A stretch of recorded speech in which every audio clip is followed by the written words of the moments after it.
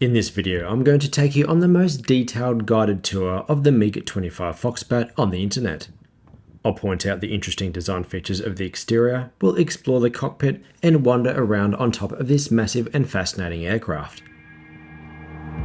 I'm Paul Stewart and I make videos about planes. This includes guided tours around interesting aircraft in museums and reviews of flights around the world. If you're into these types of videos, then please check out my channel and subscribe.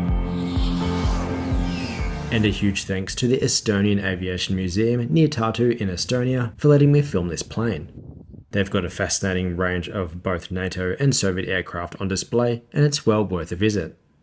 There aren't many MiG-25s on display anywhere around the world, and this is one of the easiest ones to get to. Let's begin with some history. In the early 1960s, the Soviets were facing the Mach 2 capable Convair B-58 Hustler and the future North American B-70 Valkyrie flying across at Mach 3, so a new generation of interceptors was needed. While fighters have to be a compromise between speed, agility, and weapons load, the priority with this project was simply speed and a rate of climb. Essentially, they got the biggest and most powerful engine that they had and put a plane around it. That was YE-150 and powered by a single Tumansky R-15 turbojet engine. It became clear that this would not meet their objectives for speed and the storage of fuel and weapons, and that nose wasn't large enough for the radar system.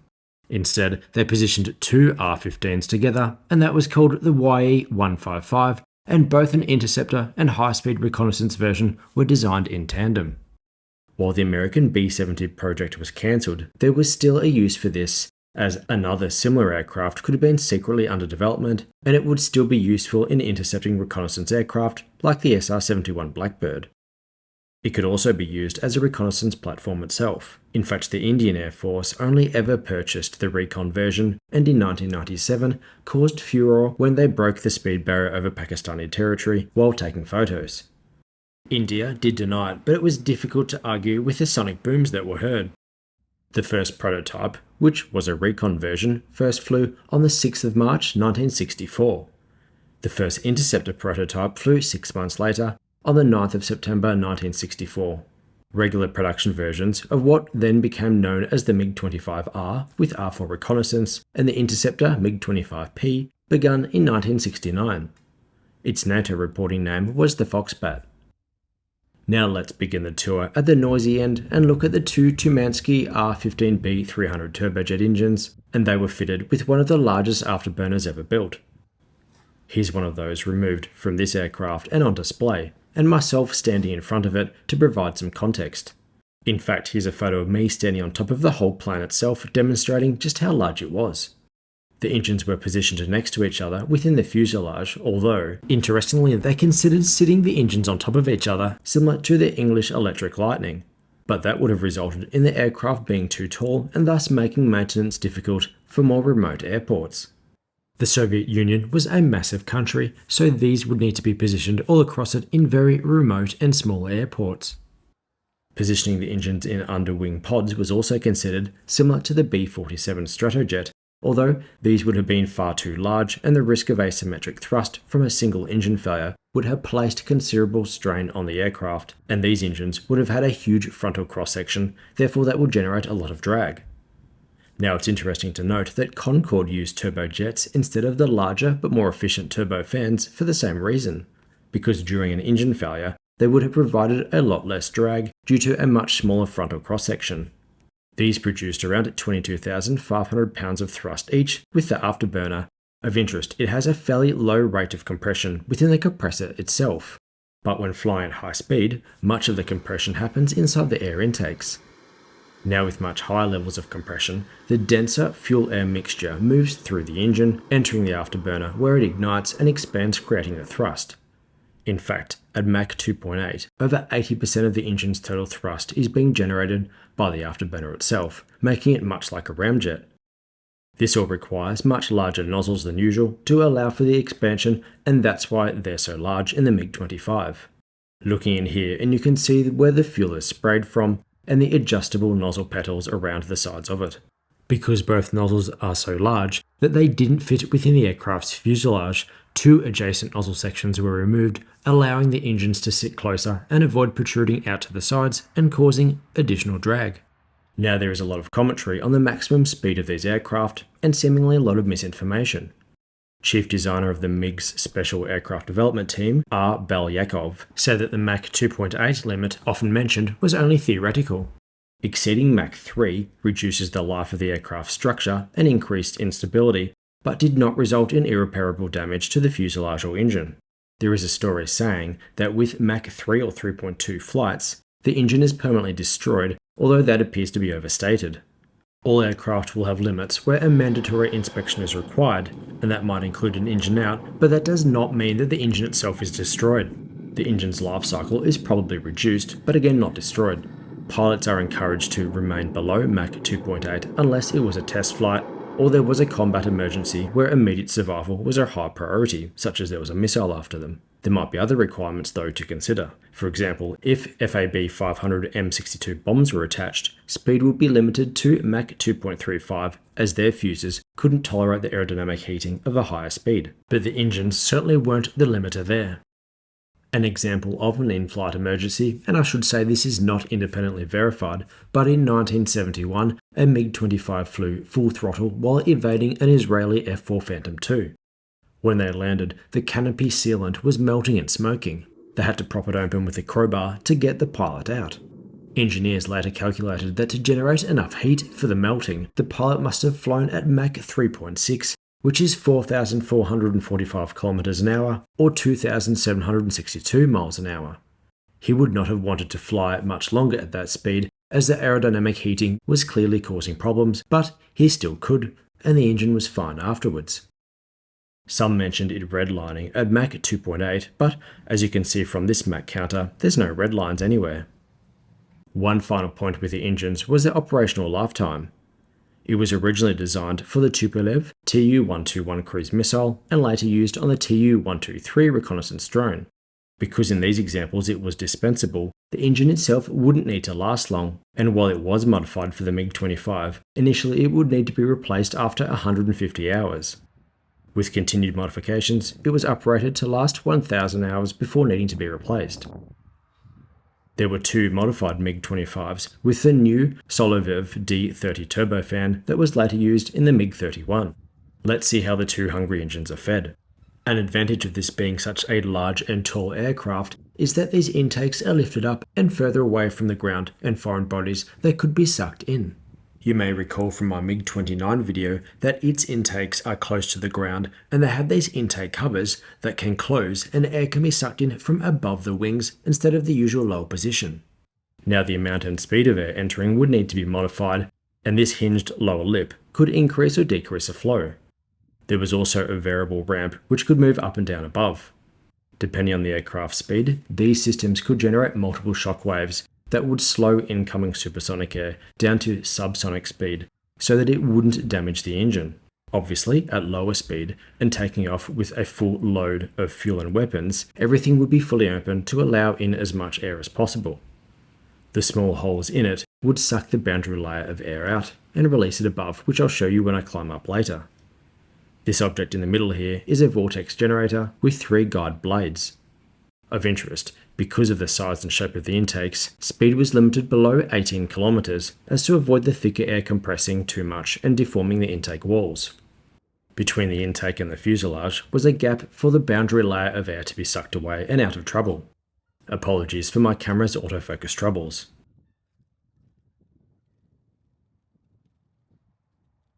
Moving forward, and I'll explain the massive nose. Underneath the composite radome was the RP-25 Smerch A radar, and known in the West as the Foxfire. Weighing 1,100 pounds, so half a ton, it was incredibly powerful, producing 600 kilowatts, which is double the output of the supercharged 5-litre V8 in my old Ford. In fact, apparently could overwhelm some of the earlier electronic countermeasures simply through its intense energy. And it had old-fashioned vacuum tubes, which were apparently more resilient to electromagnetic pulses from atomic explosions too. They were easier to replace and more tolerant of extreme temperatures than more modern solid-state technology. Apparently it was powerful enough to kill rabbits, thus keeping the runways clear. Although that last bit might not have been true, but it makes for a good story. This system was later upgraded, as I'll mention shortly. The high power meant that it was effective over long ranges, but it did not have look-down, shoot-down capability. What I mean by that is that it could not identify and guide weapons towards a target that was below itself, because of the ground reflections would render the system inoperable. Essentially, it couldn't tell a difference between a hill or a tree or a low-flying plane. Now this was originally not a problem, as the Americans would have arrived at high altitude and at high speed. But when they changed their doctrine to low-level penetration attacks, this system was no longer good enough. The Americans did not know about this until Belenko's defection, which I'll mention later, but when they did find out, the Soviets sped up the development of a new, more advanced radar with look-down, shoot-down capability, resulting in the Pulse Doppler Sapphire 25 system arriving in the MiG-25PD variant. Looking down is the nose wheel, which is positioned further aft than usual, which has the benefit of maintaining the centre of gravity, allowing more room for the massive radar in front and reducing the risk of foreign bodies being kicked up and into the engine intakes. In fact, it's behind the cockpit, which made the steering feel odd for the pilots. The mudguard that you see here actually formed the geared door, so that it had a useful dual purpose. The USSR's landmass meant that they would need multiple airports spread across a large distance, while Europe was much smaller, therefore they could focus on just a few air bases with smooth, crisp runways, hence the need for the Soviets to ensure these could operate in rough conditions. The main gear was fitted with single large low-pressure tyres to help absorb imperfections on the tarmac.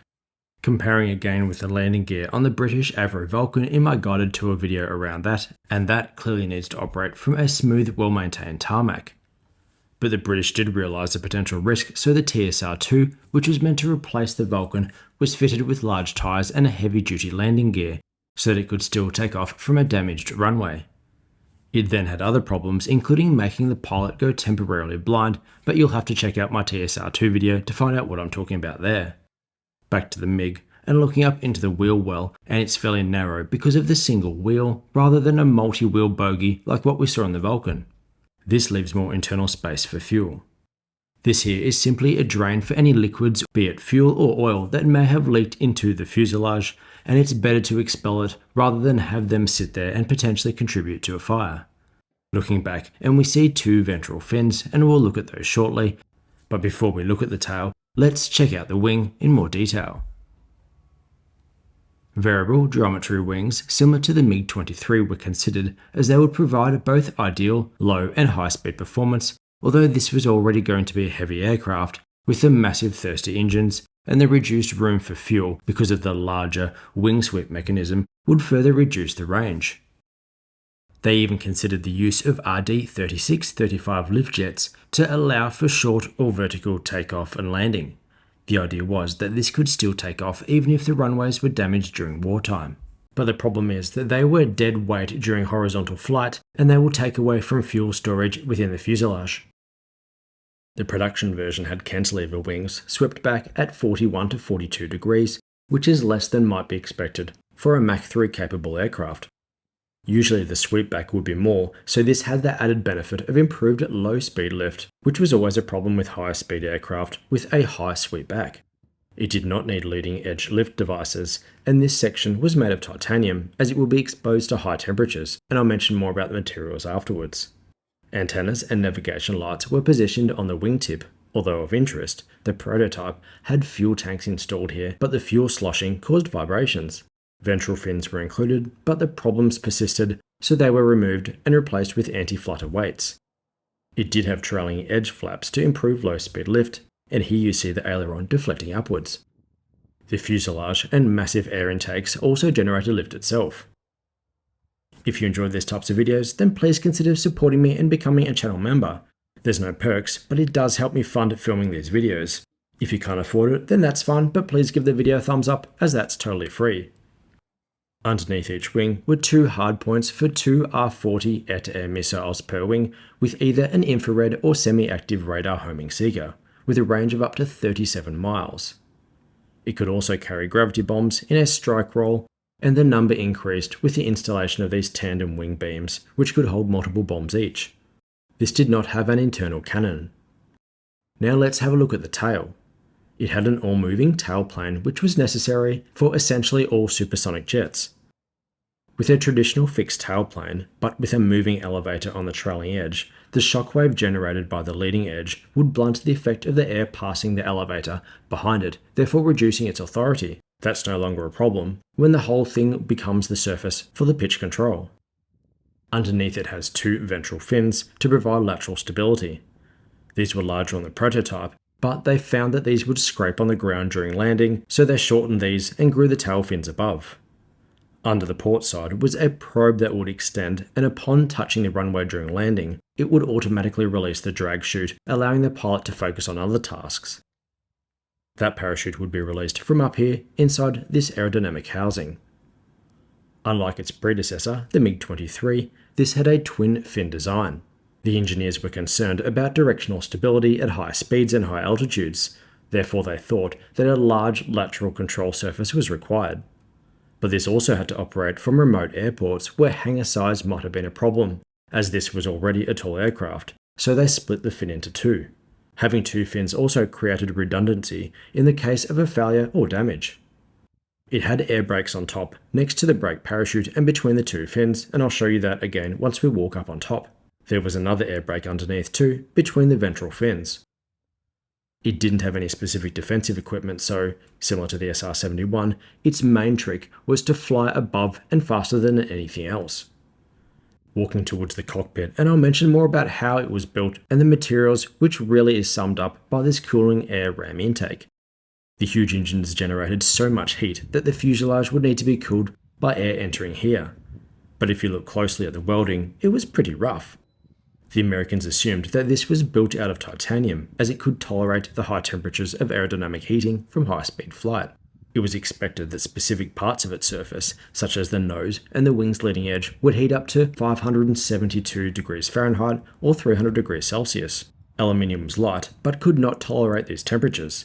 Titanium could, and was plentiful in the USSR. In fact, the CIA had to set up fake companies in neutral countries to buy the titanium needed for the SR-71. But unlike the Americans, the Soviets had a smaller budget and titanium was expensive and difficult to work with. So instead, the MiG-25 is 80% nickel-steel alloy, 11% aluminium, and, positioned in parts exposed to the most intense heat, 8 to 9% titanium. Steel is heavier than aluminium or titanium, so more fuel was needed, which made it heavier, so more fuel was needed again, and on it goes. The areas, such as what I just showed you, and on top, which you'll see shortly, that weren't vital for temperature or aerodynamics, were welded pretty roughly. Due to the high service ceiling, pilots wore the same pressurized suits as Yuri Gagarin, the first man in space. While Soviet aircraft had very effective heaters, less priority was given to air conditioning. During summer, the cockpit would be like a greenhouse, although the cooling system only activated above an altitude of 3,000 feet, and then turned off just prior to landing again. On a hot summer's day, the pilot would be swimming out of their suit by the time they got to the aircrew room, and another crew member was needed to help peel the drenched suit off. And speaking of the sun, there were initial concerns about radiation exposure being so high in the atmosphere, so pilots would carry a dosimeter measuring ionizing radiation. But their missions were usually over fairly quickly, and the doctors, who were being paid by the military, decided it wasn't a huge risk. It's interesting to note that they had the same concerns with the Concorde airliner. It too flew at a much higher altitude, although it was decided that yes, there would be more exposure to radiation, but the flight would be over much faster than a regular 747 flight, therefore the total amount wasn't much more. Let's climb up these stairs and check out the incredible cockpit and continue the tour walking along the top. The canopy opens manually to the right-hand side and had a curtain that could be pulled over the top to protect the pilot from the glaring sun. Remember that the sun was especially more intense at a much higher altitude of 90,000 feet due to less atmosphere absorbing the radiation than you would expect at a regular altitude. This reduced their sunburn but also allowed them to see the instruments easier. At night, this would stop the reflections from the instruments on the glass canopy further polluting their view. The cockpit itself was mostly made of aluminium as it was lightweight and wouldn't be exposed to the intense heat of the outside panels. The pilot would be sitting in a KM-1 ejection seat, and this was tested in 1981 when a pilot survived an ejection at 2,700 km an hour at an altitude of 60,000 feet. If they ejected at 90 or 100,000 feet, they would be free falling until around 50,000 feet when the seat would separate and parachute released, so it would have been a pretty invigorating experience. Let's get down into the cockpit, which I have to say was in an incredibly good condition, and a huge credit to the museum here. As with all Soviet cockpits of the era, it was this turquoise green colour. It was thought that this colour provided a calming effect on pilots during stressful situations. Another theory was that it was easier for the pilot's eyes to adjust to the environment outside and then back into the cockpit instruments. Newer Russian aircraft no longer use this colour, so it was probably decided to not have a significant effect. In the centre here is the control stick. Here's the throttles on the left for the two engines. Engine number 1 looks different, and this would help pilots differentiate the two throttles while wearing the pressurized gloves. The afterburner would activate at full throttle, but for maximum flow afterburner, switches on the panel would need to be selected. This would be used sparingly as the fuel would empty at a terrifying rate. As was common for the era, it also had an autopilot that could be turned on at 165 feet, and the plane itself would complete the mission. Once back down to 165 feet, the pilot would need to flare and land manually, but the pilot could not completely relax as they would have to modulate the throttle. They could idle the throttle from around 200 miles or 350 kilometers to land and then glide home, although they would increase the throttle again just prior to landing to ensure that it was ready for a go-around if needed. Remember that these older turbojets took a while to spool back up. In fact, the older American B-47 required such a throttle up prior to landing to ensure that they could go around, but the added thrust would then speed them up, so a drogue parachute would be released to keep them descending. It was quite a complex situation. The landing gear control is here on the left. Here's a Mach counter, and as I mentioned earlier, there was no red line at Mach 2.8, like some sources have suggested. You've got multiple altimeters to provide redundancy. As well as speed, a rate of climb was important as they would have minimal warning of an incoming American jet.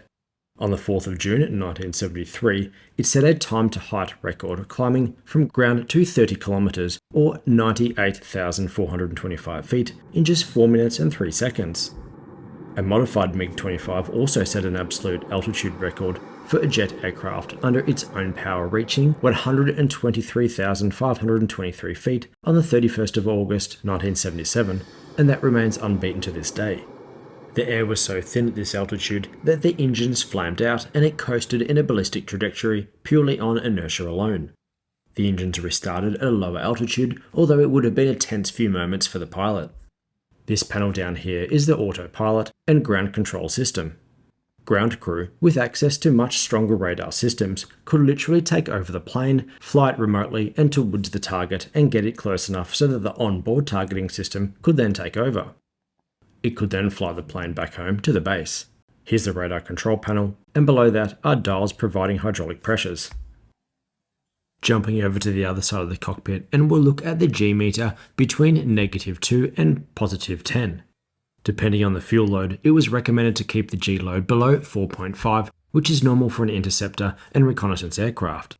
The SR-71, for comparison's sake, was limited to around 3 Gs.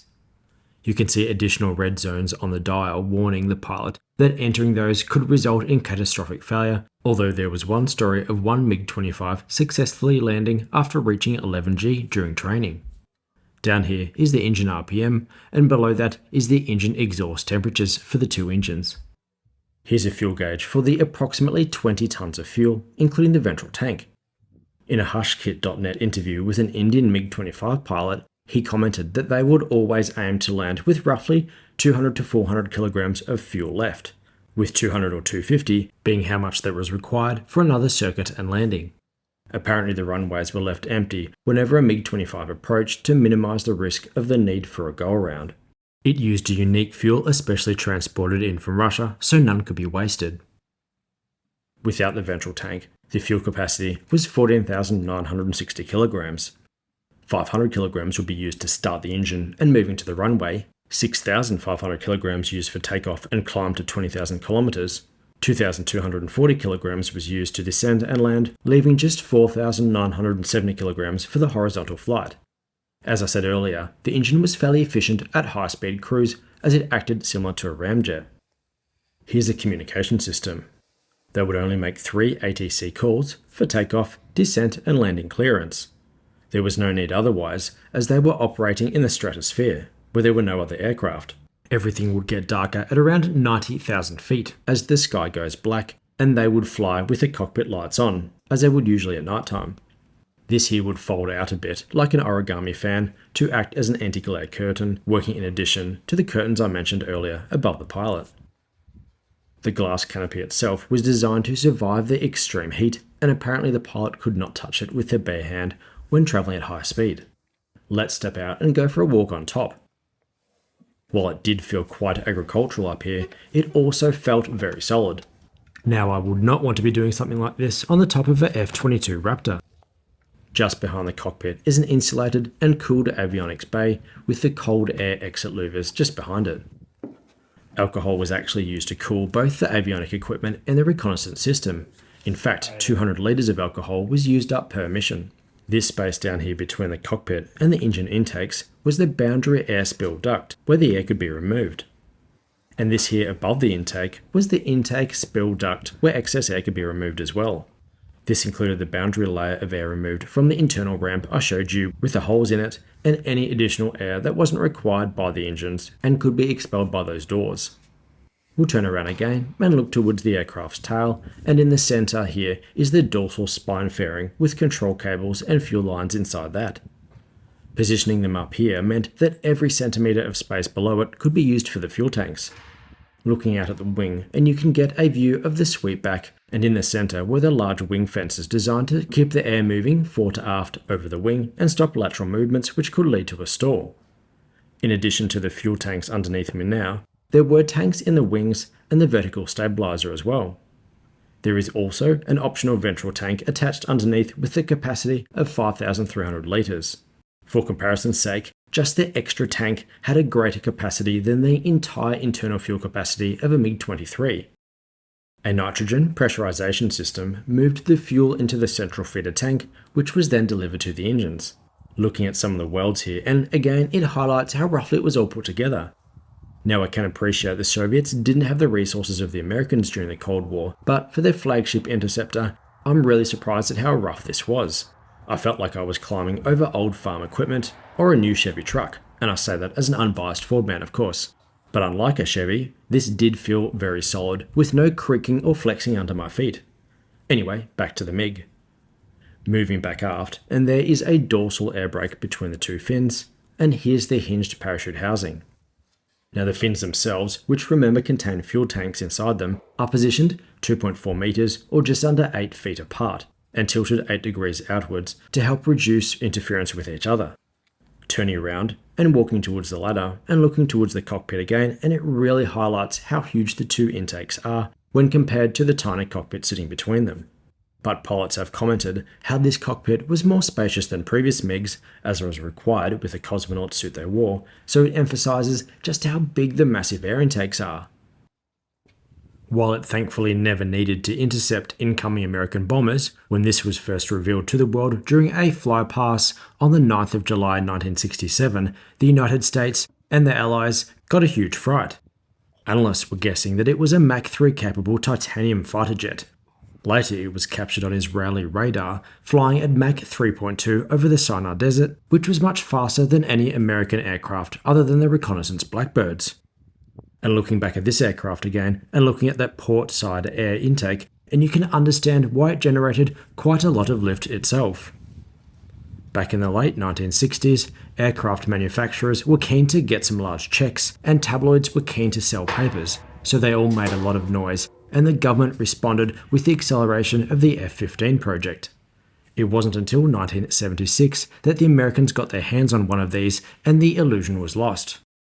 On the 6th of September 1976, Lieutenant Viktor Belenko of the Soviet Air Defense Forces defected to the West. While on a training flight, he made a run for Japan, and while planning to land at a military base, he was running low on fuel and landed at Hakodate Airport. He had to wait for a Boeing 727 to move, and after buzzing the runway, landed and overrun it by 790 feet or 240 meters, breaking some equipment. Apparently, he only had 30 seconds of fuel left. After initially suspecting a crash, the Soviets announced their dissatisfaction with Japan and demanded that they return the plane and the pilot. The Americans arrived and were obviously very keen to inspect it themselves.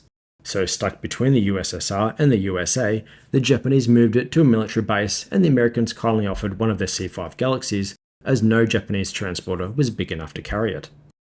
The Japanese and Americans stripped the aircraft for examination, and it seems that everyone was mostly relieved. Japan were happy to discover that it didn't have the range to attack the mainland and return back to the Soviet Union, and the Americans were surprised by the radar system and how rough it all was. Belenko himself said quite a few unfavourable statements about it, although it's worth noting that he only had a small number of hours on the MiG-25. He was very critical of the Soviet leaders and the conditions at his base, and he was possibly trying to impress the Americans as he was looking for political asylum. While they did not fly it, they did run the engines and use 2 RF-4J jets to take optical and infrared imaging that could be used in the development of targeting systems for Western missiles. Eventually, it was shipped back to the USSR in boxes, and Belenko moved to the United States. As I mentioned earlier, other than the prototypes, there was the Interceptor MiG-25Ps and Reconnaissance 25Rs, and then multiple variants within the two groups. The different recon versions had multiple cameras in the nose, sideways looking radar, data links to transfer information back to home base, and equipment capable of identifying enemy radar waves and localizing the radar bases. This is a photo of an A70M camera which was being installed here and could potentially provide images of a 2,500 km route that is 100 km wide, although obviously fuel would have been an issue in the Foxbat. To address the range limitations, there was a MiG-25PDZ aerial refueling test aircraft which had a receptacle fitted here, but the idea didn't catch on. In 1979, the MiG-25PD was revealed, with D standing for upgraded in Russian, and called Foxbat E by NATO. The main update was the introduction of the RP-25M Sapphire 25 radar, which was rushed into production after the Americans discovered the deficiencies in the original radar. This necessitated a slightly longer nose to fit it in. There were other systems upgraded, and the option of a larger 5,300 litre ventral fuel tank that was over half the length of the whole aircraft and one of the biggest fitted to a Soviet plane. Older aircraft were upgraded in the field to these new specs and called the MiG-25 PDS. In 1970, they launched the MiG-25RB or reconnaissance bomber version. A bombing computer was added in addition to more navigational aids and electronic countermeasures. Up to 10 1,100-pound bombs could be carried under the wings and the fuselage, or only 4 if a ventral tank was added as well. There were even unconfirmed reports of the capability of carrying a single nuclear bomb. There was also a MiG-25BM defense suppression aircraft, which carried out a wild weasel role of identifying and destroying enemy radars with anti-radiation air-to-ground missiles. They were all painted with black noses to look like interceptor variants on satellite photos. There were 2-seat MiG-25 PU and RU for pilot training, and these both had additional cockpits added in front of the regular seat. While it never got further than drawings and a model, there was the idea of stretching it into a business jet. The idea was that 5 to 7 important passengers could be flown between important meetings at Mach 2.2. Obviously, with those engines and the fuselage full of passengers instead of fuel, the range would have been a problem, and the multiple landings to refuel would have negated the speed advantage. While its ability as a fighter was overstated by the American media, it was still a record-breaking aircraft. I mentioned the absolute altitude and climb records before, and there were many others. Another example was on the 5th of October 1967, test pilot Mikhail Komarov averaged 2,981.5 km an hour over a 500 km closed circuit. These were impressive numbers for such a mass-produced aircraft.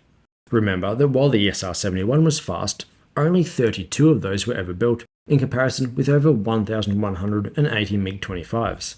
In addition to the Soviet Air Force, they also flew with multiple other countries including Algeria, Armenia, Bulgaria, Belarus, India, Iraq, Libya, Syria, Turkmenistan, and Ukraine. The Iraqi Air Force had considerable success with multiple shootdowns, including of an Iranian F-14 Tomcat, but they also recorded losses from dogfights with the F-14s too. In fact, quite a number have been lost, although it's difficult to get accurate numbers as countries tend to hide the bad news from their own population. In 1981, it's believed that multiple were shot down by Israeli F-15s. On the 17th of January 1991, a US Navy FA-18 was shot down, and 2 days later, 2 MiG-25s were shot down by American F-15s. After the First Gulf War, on the 27th of December 1992, the F-16 had its first air-to-air victory when it downed an Iraqi MiG-25 violating a no-fly zone. On December 2002, an Iraqi MiG-25 shot down a USAF unmanned MQ-1 Predator drone, which was the first time in history that an unmanned drone had engaged with an aircraft in combat.